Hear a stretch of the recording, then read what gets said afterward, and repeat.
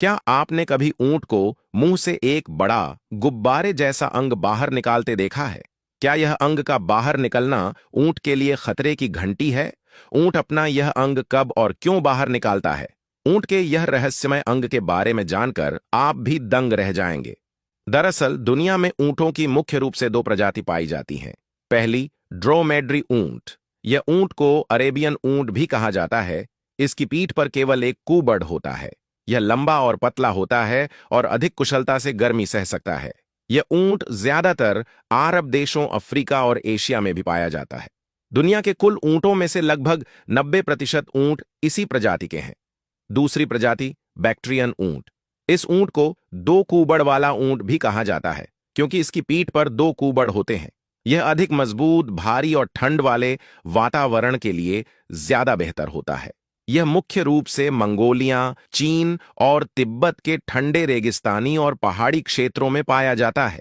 यह प्रजाति दुर्लभ है और केवल 10% ऊंट ही इसी प्रकार के हैं।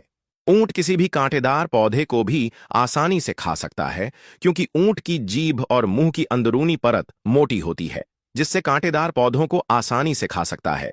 दूसरी ओर ऊंट के होंठ मोटी और सख्त त्वचा से ढके होते हैं। होंठ की यह त्वचा इतनी मजबूत होती है कि कांटे इसे नुकसान नहीं पहुंचा सकते। ऊंट नदी या झरने के खारे या नमकीन पानी को भी पी सकता है, जो अन्य जानवरों के लिए संभव नहीं है। ऊंट एक बार में 110 लीटर तक पानी पी सकता है और वह एक्स्ट्रा पिया हुआ पानी अपनी कूबड़ में वसा के रूप में संग्रहित करता है। जब रेगिस्तान में कई दिनों तक पानी नहीं मिलता, तब ऊंट यह वसा में मौजूद पानी का इस्तेमाल करता है। ऊंट पूरे दिन रेगिस्तान में रहते हैं तो उसकी आंखों में धूल क्यों नहीं जाती? दरअसल ऊंट की आंखों पर दो पलकों का जोड़ा होता है, जिसमें पहली इंसानों की पलक जैसी सामान्य पलक होती है, जो सामान्य रूप से आंख को ढकने और झपकाने के लिए होती है, और दूसरी पलक एक अर्धपारदर्शी झिल्ली जैसी होती है, जो खास तौर पर रेत और धूल से बचाने के लिए होती है।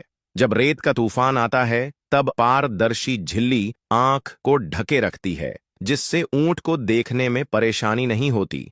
अब जानते हैं कि ऊंट के मुंह से एक बड़ा गुब्बारे जैसा अंग क्यों बाहर निकलता है।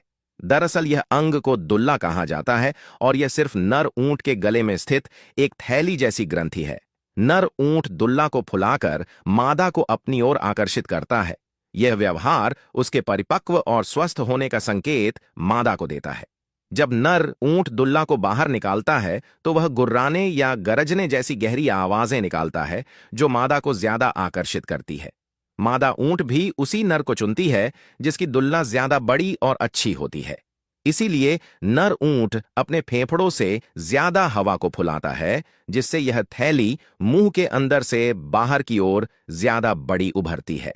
कभी कभी ऊंट का मालिक अक्सर प्रजनन के मौसम में अपने नर ऊंट की दुल्हा को देखकर उसकी ताकत का आकलन भी करते हैं।